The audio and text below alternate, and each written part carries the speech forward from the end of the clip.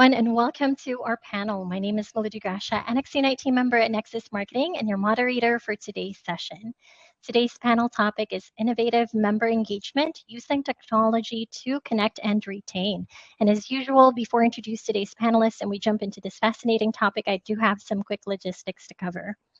NXUnite by Nexus Marketing serves as a powerful community resource designed to foster connections and facilitate lasting relationships within the mission-driven sector.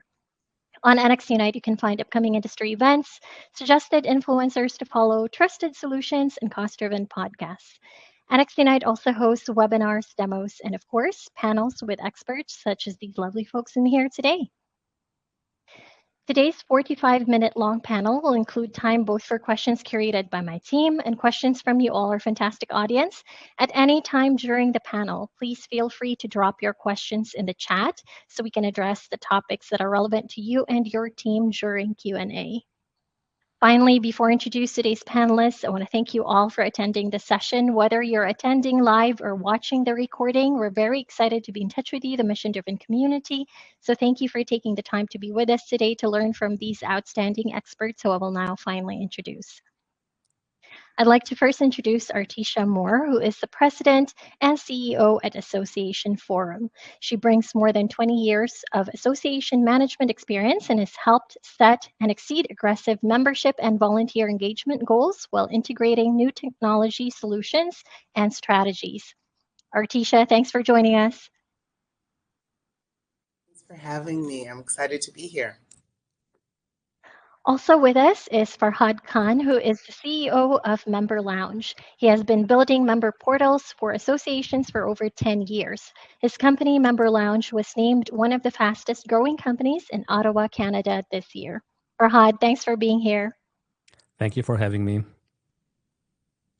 Also with us today is Michael Burns, who is the CRO at vFairs. He has expertise in building, scaling, and managing sales, marketing, customer success, and client services organizations for both startup and industry-leading companies. Michael, thanks for joining us. Thank you for having me.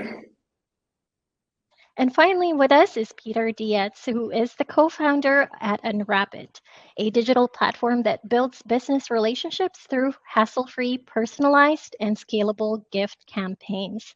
Peter, welcome and thank you for joining us. Thank you. Excited for the topic. All right, well, it's now finally time to hear from our panelists. And Farhad, I'll have you start us off with the first question. What are some challenges associations face or encounter in driving member engagement and retention? Yeah, that's a loaded question. I can talk about this for hours, but I'll try to keep it as short as I can because this is my bread and butter.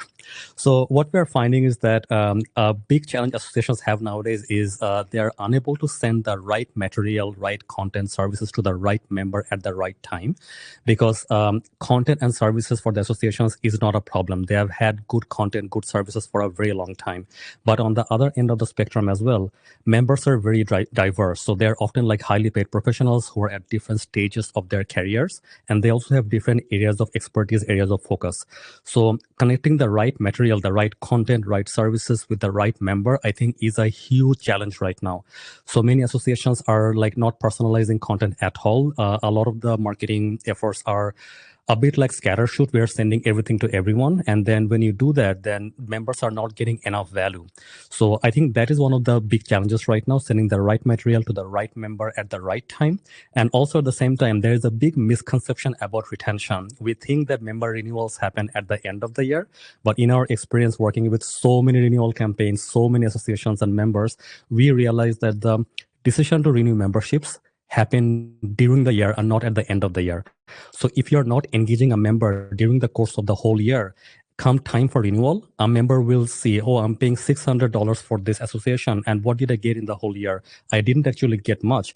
But if you were able to engage the member during the year through maybe just a few very key touch points where the member got tremendous value, that is more than enough to justify the $600 membership. So I think these two concepts are very important. So right material, right member at the right time. And then also the renewal, the decision for renewal happens during the year and not the end of the year. I think associations should focus on this a little more. So much for starting us off, Farhad. Michael, over to you. What are your thoughts on this? Yeah, I'll second Farhad's insight there. So at vFairs, we specifically work on events with our association customers, right? So we're an event management platform, technology platform. And we see the same thing, right? A big part of the use case that we see from our association members is building audience segments, specific audience segments within the platform to make sure that, as you said, the right content is delivered to the right people at the right time. So super, super critical. I think dovetailing with that and talking about, really personalization at scale is also the shifting demographics in some of the associations that we're seeing, right?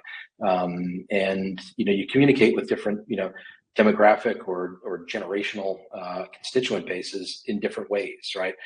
So again, through the lens of events, we see associations that the more innovative ones are moving more towards a digital experience, right? Providing a mobile experience, an always-on digital experience, as opposed to, printing out the agenda in a 400-page booklet for the trade show, right? Like we used to do for the past 30 years.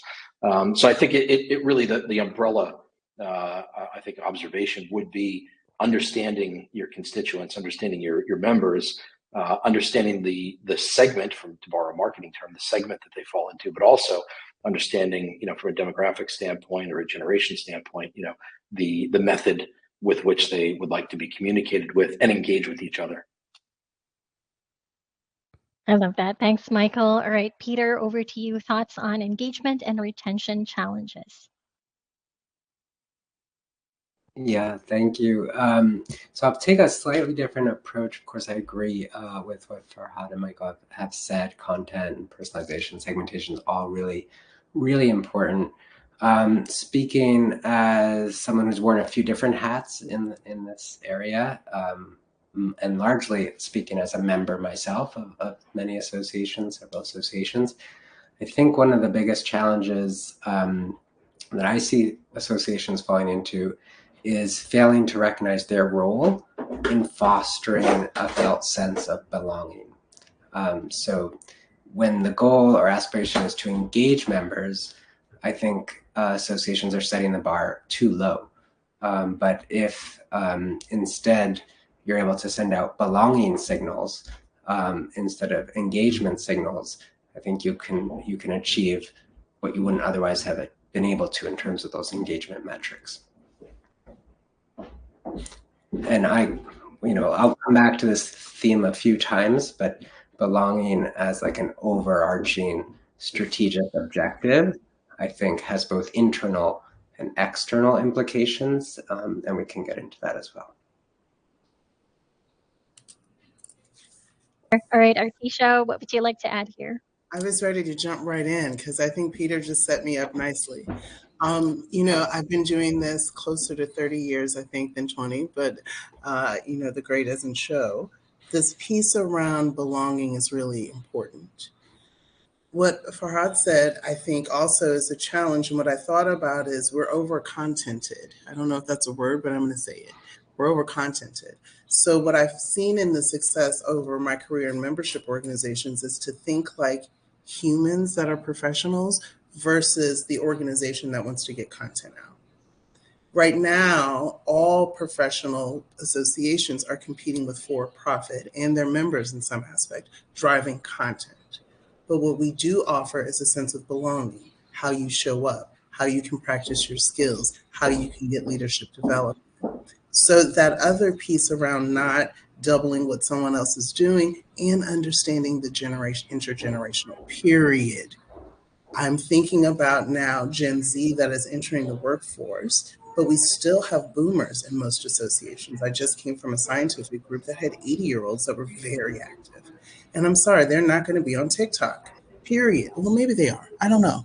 But I think that if we create a sense of belonging for everyone on that spectrum, it makes value happen, and put it in your content. And then, come on, y'all, we've been talking about segmentation for 30 years.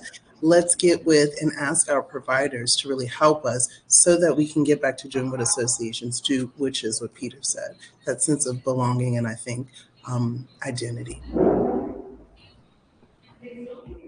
So much, Artisha. All right, we're off to a great start. And Peter? Getting a noise. Effectively. Oh. Can you hear me? Yeah. Yes. Okay. Sorry. So, Peter, I'll have you start us off with the next question.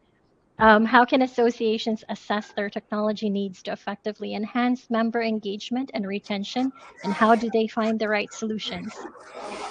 Okay, so for this question, I'm going to actually put on my hat as the co-founder and full-time employee for a period of years at GrantBook, which is a company that helps foundations and grant makers with technology, procurement, digital transformation. I'm not involved in that business any longer, at least not in the operations. But while at GrantBook, we took a real technology agnostic approach to technology needs assessment for our philanthropy clients. And that almost always started with like a very thorough current state analysis. So what is the current state for across your stakeholder groups, internal and external? What do they experience when they're engaging with your systems and teams? One way to do this, both for current state and future state, is to develop a user journey map. So there are lots of free examples of that online where you can just literally map the stages that a user or member or a staff member would go through to interact or carry out the tasks that they have to do. And that's a visual resource. An alternate format of that is called user stories. We can literally write out like little index cards of, as a engagement coordinator, I need to do X for Y purpose. And then when you're assessing your technology options, you can essentially have all the criteria you need in order to assess what particular technology is going to help with the goal of member engagement or retention or belonging, depending on what you've prioritized. Peter, all right, Artisha, what are your thoughts here? You know, I everything, me and Peter are like a little peanut butter and jelly. Everything like right on, right? I think the other part, I've been in the associations all this time and working in tech. There's a number of stages that internally we need to speak the truth about. So for instance, one, the people aren't tech savvy in their thinking. So yes, tools, but I would say when I was a CIO for a healthcare group, tools don't change behavior, period, right? It just doesn't. Executives do like shiny things. I'm a CEO. My staff will laugh now when they watch this back. We do like shiny things, but having an investment in whatever your learning strategy is that goes with the tool is paramount. You also need to start to think like for-profit and corporate businesses. How much of your revenue are you going to invest annually in order to stay at either the middle or ahead of? So it's both the internal people track, that's where we miss it, period. It just does. We miss the learning, we miss the opportunity, and really the empowerment, because there's a lot of fear still in technology, to say, let's really use these tools. And then that annual investment of your revenue that really will help you stay ahead of the competition and those particular things. But it is an annual investment, not just to update the licenses. It really is to reform, really is to advance, and really drive real change. So those two I've seen work really well. But as associations, the last thing I will say, we got to let go of the stuff we spend a lot of money for, because we can't keep updating it. In some aspect. Peter almost jumped through the screen. Yes, okay, we can't keep updating it. At some point, we all have to just bite the bullet and say it's done. And it is going to cost for us to move into the future, but it's worth it. Farhad, over to you. Tips for assessing tech needs. Yeah, so I think for this, I'll talk a little about our platform here to share my experience working with so many clients in general. So our platform Member Lounge is like a private LinkedIn for the membership, where we actually personalize all the content and help members find the right content at the right time, and also help members make connections with one another as well. So, so what we have found working with Member Lounge is that different membership, different associations, they have different behaviors in general. So on our platform, we have like a very good content library Some associations, members, they're very active in the content library. Another association, they're very active in the discussion forum area, right? And they're chit-chatting like away, right? And like the first step, what I would recommend is that you need to understand the behavior of your membership. You know, like what are the core services or content that are really connecting with your members? So find that like one superpower, one area first, like where you actually see that like you're actually getting a lot of traction, and you have to know that that is your superpower. And then everything else that you do should be built around that. So I'll tell you what we did. So for one client example, they are very big on events. So what happened is that like every month they will actually post away events, and our platform member lounge would actually like keep reminding people about the events that are coming up. I'll keep sending emails to members about the events, and the members are happy with the events, right? They will click on the link, they come back to member lounge, the members area, and they find related content, right? And then, so their primary goal is never to find the content library, but they click an event email and they end up being in the resource library, right? So then what we have told the advice that particular client is that you know that events are your superpower. So build on that. Do not try to just like drive engagement in another area where it's not natural for your membership. Your members are connecting really well with the events. So just double down on that.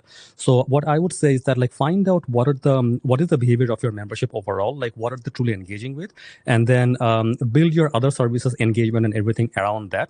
Plus, if you know that events are your thing, get the best event tech out there to take the experience to a different level altogether.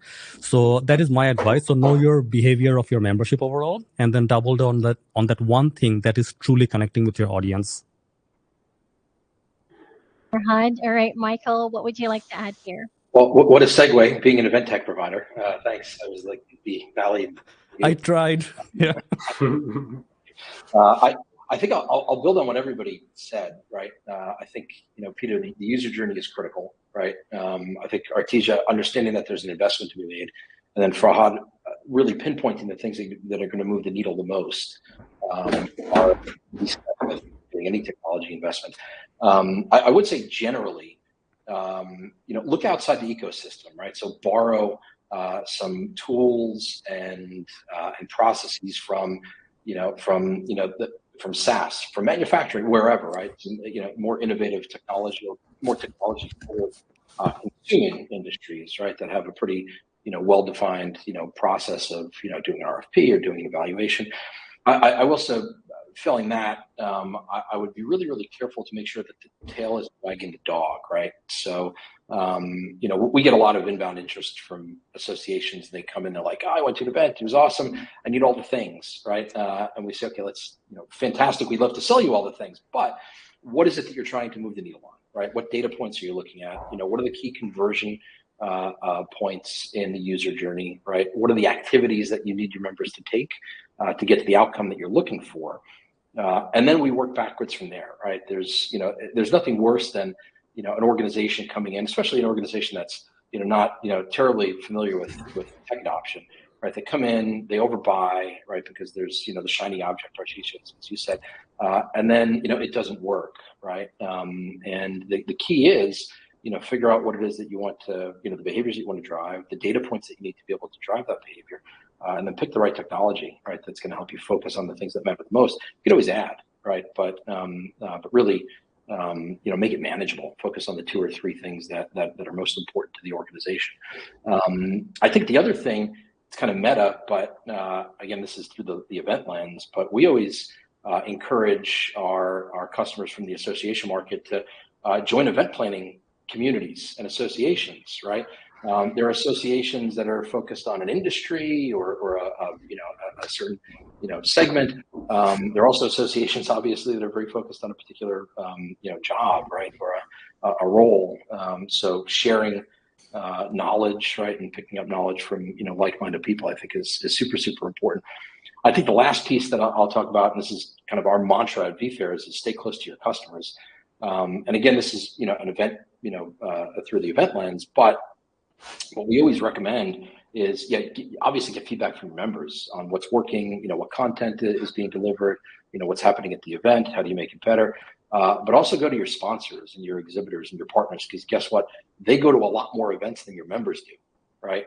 Those exhibitors are out at, every association event more than likely, right? And they see the good, the bad, the in between, and they can give you some really good, insight on, what they've seen work for them, right? As revenue, producers for you guys, right? But also best practices. So use the network. Don't get blinded by the shiny object, right? Understand your goals first, and work backwards from there to understand what technology is going to move the needle for you. Yes, Peter? I just wanted to build on the others because I feel like all of our responses were really complementary. To say that there's certain attributes in your user stories or in the journey map that I mentioned that I think we should lift for the purpose of engagement, retention, belonging. And so one of those elements I would lift is surprise and delight. So beyond the routine things you would expect to receive as a member of an association, like content or an event invitation, what else can you be doing to introduce that surprise and delight for members? Like, how can you make them feel seen, make them feel appreciated? And then increasingly, how can you help them tie their personal and professional identities to your association so that they feel that sense of belonging? Often when we're doing technology selection or procurement, we're not driving to those emotional states, but I think some of the most powerful examples that we'll share shortly are operate at that level. It's about emotion, it's about connection, like Farhad said, and not just between the association and its members, but most importantly, between members themselves. And that's what comes out of events, to Michael's point as well. So just want to add that piece. I love that. Thanks, Peter. All right. Very quickly, I'd like to remind our live audience to submit your questions anytime in the chat so we can address the topics that are relevant to you and your team. All right, here's our next question. And Michael, I'll have you start us off with this one. Can you share examples of successful strategies that have significantly improved member engagement and retention? Yeah, absolutely. As I said, we work with several dozen association customers, right, providing technology to power their events, and Peter, delighting and surprising their constituents are what we do it for. Obviously, that's the goal. I'll give an example. Canadian Bar Association is a customer of ours working with us for quite some time, and I think it's a good example of a company, or not a company, an association, rather, that's been using different technology companies for quite a while, but in a fairly rote way, right? A way that you'll see typically across the association landscape, right? They have the association management system, right? They're doing some email stuff, right? And when we started working with them, we recommended on this panel, right? So we said, okay, let's really understand the data that's coming in, right? So we were able to provide them with a really robust registration platform, right? So they're getting a lot more specific information from their members when they're registering for their events. And these are both in-person events, hybrid events, and webinar series, right, that we're looking at. So the level of understanding of their members increased, right? It's not just paid dues, check. They're understanding their preferences from a content standpoint, what tracks they're interested in, what kind of continuing education. Obviously, CLE credits are really, really important, right? So that level of detail enabled them to do one of the other things that we talked about, which is segment, right? So being able to personalize that content at scale is really important, right? So not to plug too much, but we have a really cool AI feature in our platform that allows people to personalize the content messages. We took advantage of that. That was fantastic. And then for the actual delivery part of the program, there were two main things I think that were relatively innovative for the space that pushed results up. One was for the in-person stuff, a mobile app. Reaching, and this kind of speaks to that changing generational demographic, right? So a lot of the younger members in the association are more tech native or tech savvy. People were using the mobile app, right, for accessing the content, but also networking, right? So being able to set up meetings, and Farhad, this will resonate with you obviously, but that connection outside of the digital world is important, right? Those IRL connections and meetings. On the virtual side and hybrid side, we're able to then stitch together the experience, right? So historically, it was either you go to a webinar and it's all virtual, or you go to the in-person event, right? And if you can't make the in-person event, then maybe you get a recording of something. But having an opportunity to do something hybrid then creates and fosters that sense of belonging that we've been talking about, right? So people feel like they're not missing out. They're able to engage with the content, and then we also have tech that allows people to meet. You can have a virtual attendee meet with an in-person attendee on the platform. So from an engagement standpoint, really great feedback received. We're doing more and more with these guys, and it's a pretty typical story for us, right? That story of how could we not just use technology because it's cool, but how do we use technology to really achieve the goals, right? Our goals are delivering education, right? Making sure people get the CLE credits, fostering a sense of belonging, right? Not making people left out if they can't make an in-person event, and then making their virtual or hybrid experience a lot more engaging. So I think a good example, and one of many that we're proud of. Cool. All right, Peter, what example would you share? I am up next. So here I'm going to wear my Unwrapit hat. So we focus on gift giving and gift exchange. That's sort of our superpower. We've gone really deep in that segment, and obviously gifts and gift giving can be part of a member belonging strategy. And we exchange gifts with the people who are closest to us, our friends, our family, our colleagues. And so what we've developed is a solution for a digital first and planet first approach to gift giving, where the gifts themselves aren't physical. So there's no chance they're going to end up in landfill, as many association branded, decorated items do. And they can sort of develop and strengthen those relationships. So a few concrete examples, all Canadian by chance, even though we're working in the US and Canada, is Law Society of Ontario has a CPD program, continuing professional development. On an annual basis, they send out a thank you gift to all of their speakers, who are often also members. And for years, they sent physical products with the LSO logo or CPD logo on it. They often received feedback from members. What could we pay this forward? Thank you for the gift, but is there something else? And so with Unwrapit, they were able to still acknowledge and thank and appreciate their speakers, but do so in a way that featured a charitable donation to the LSO Foundation's Lawyers Feed the Hungry program. And it was incredibly well received, both because it responded to feedback that those speakers who are leaders in their field had provided the association, and because it made an impact and it connected at that level of values. Another example that I like is CPA Ontario, the certifying body for professional accountants in Ontario. I used Unwrapit during the pandemic to do virtual convocation and gifting associated with becoming a certified accountant. And so they were able, because they didn't have a big price tag for in-person convocation, they were able to actually boost the gift that these new chartered accountants received. And the gift took the form of like a gift card that the recipient could go out to experience something with their family to celebrate and mark the milestone. And I really think that particular gift went so far to making those new accountant members of CPA Ontario, who will be paying dues for 20, 30 years, really feel seen in that moment of achieving that professional milestone, joining the community. So I have other examples, but I'll stop with those two.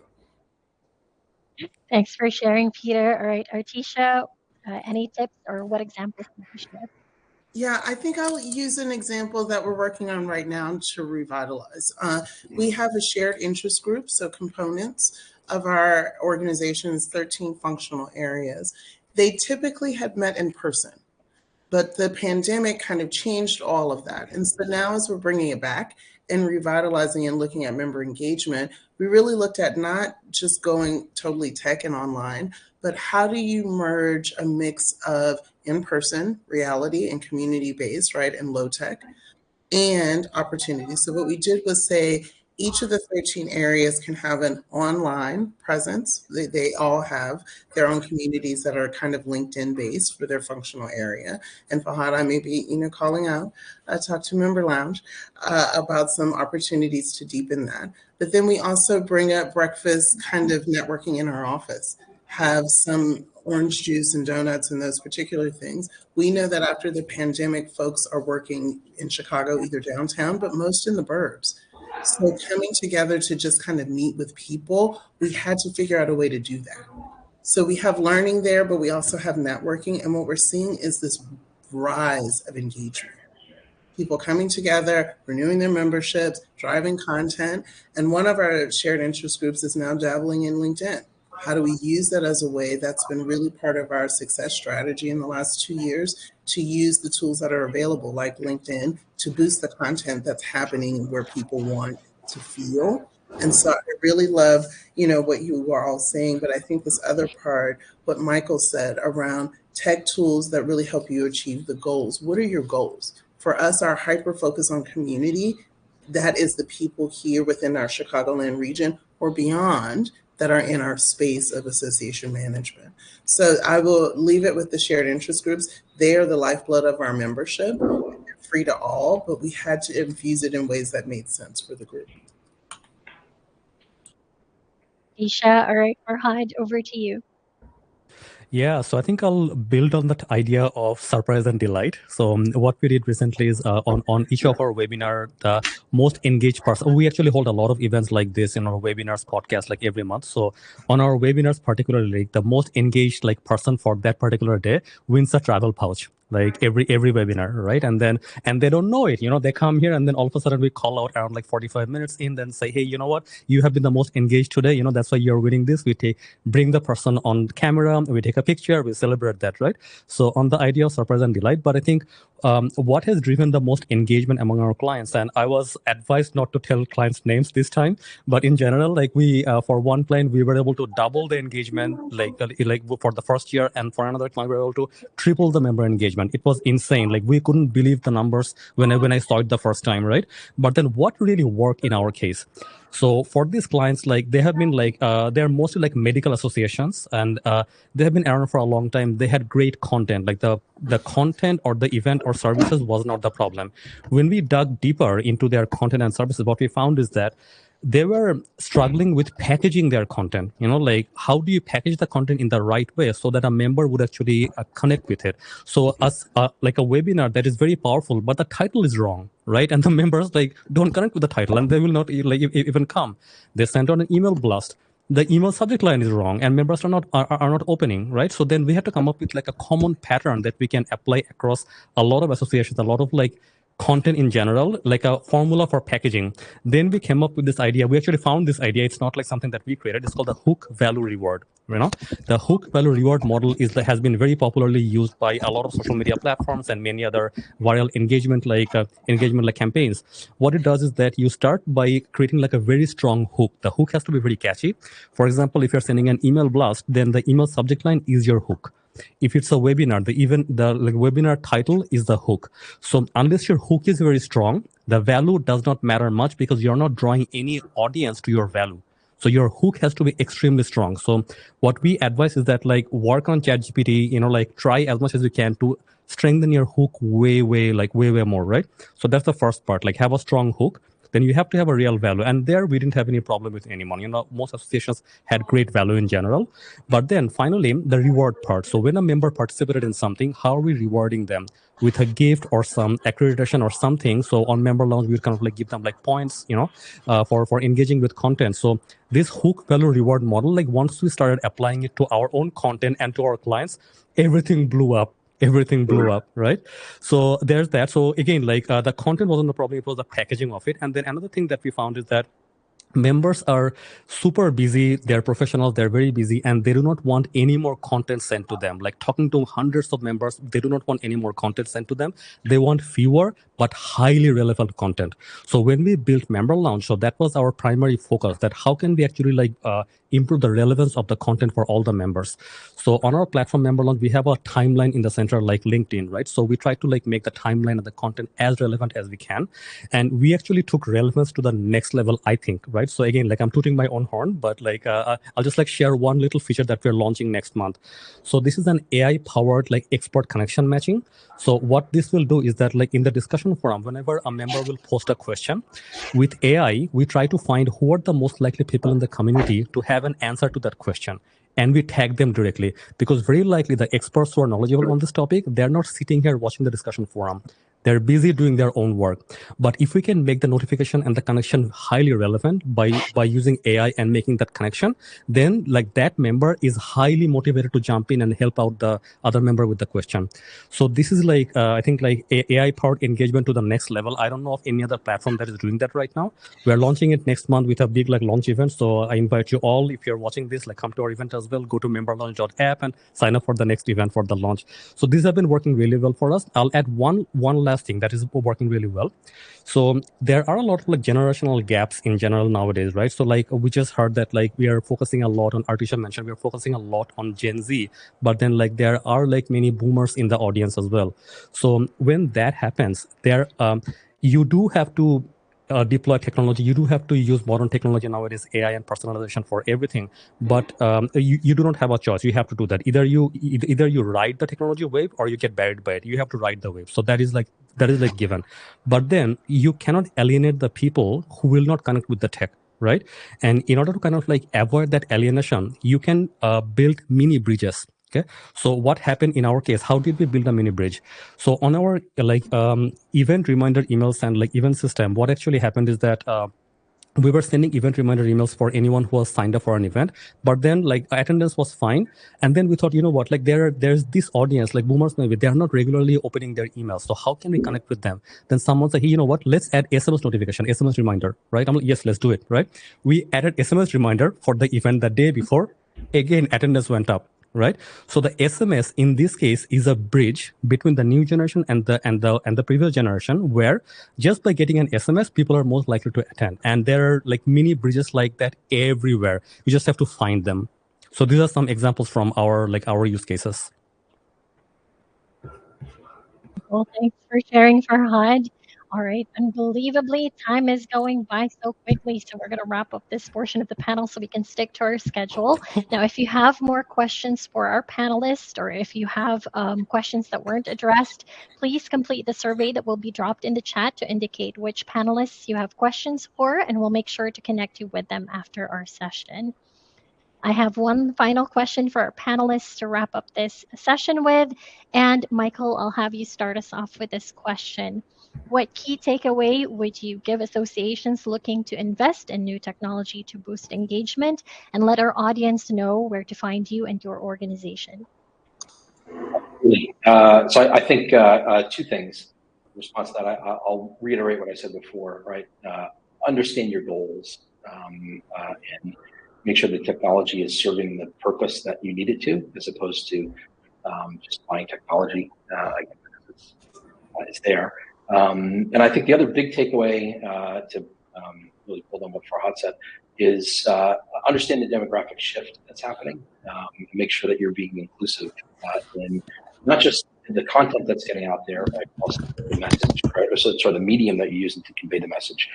So we see the same thing, right? You know, we have tons of SMS usage, tons of email usage. I think mobile is a key, right? That's one of the key takeaway is you need to be reaching your constituents, your members, where they are, and regardless of the generation, they're on their phone. So I think being cognizant of that, I think is super important.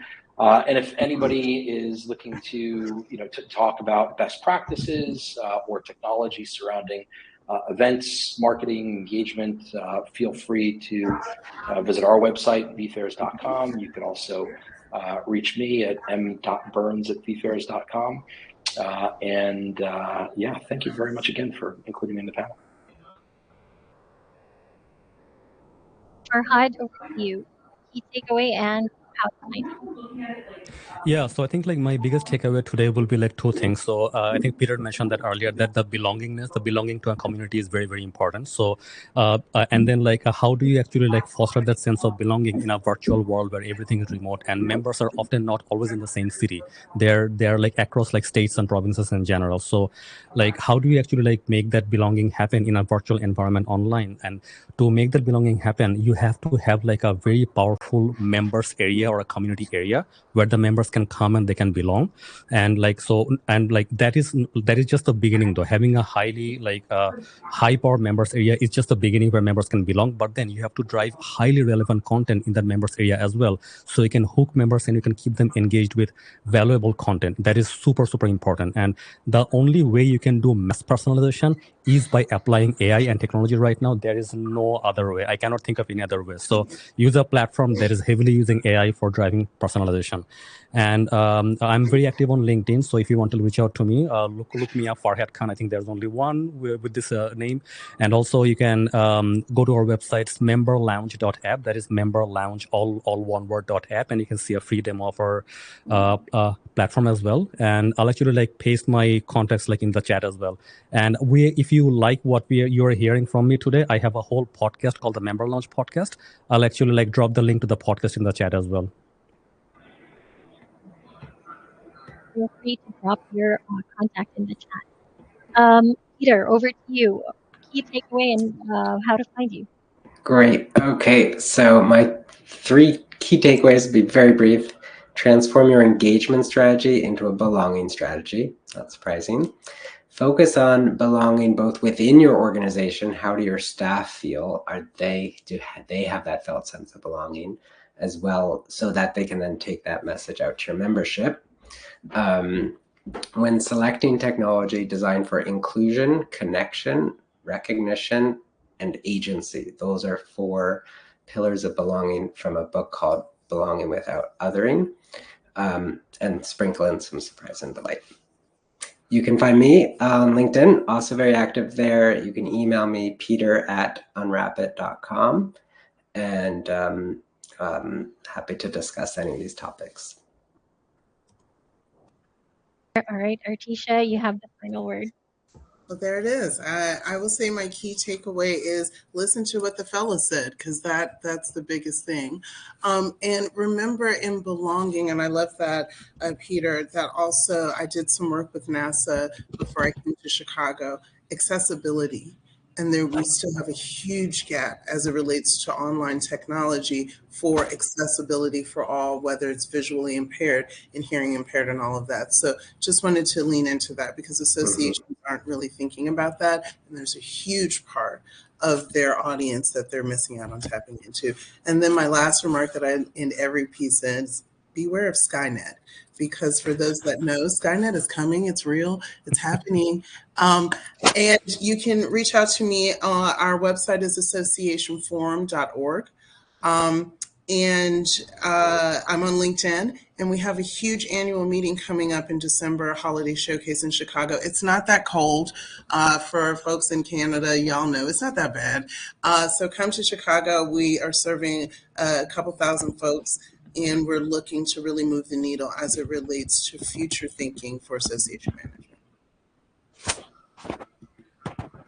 Yeah, all right. And with that, we have reached the end of our panel. And I want to give a big thank you to our panelists for sharing their insights today. I also want to give a big thank you to our audience. Thank you so much for your time. And I hope you enjoyed yourself and learned something that will benefit the work that you do on a daily basis.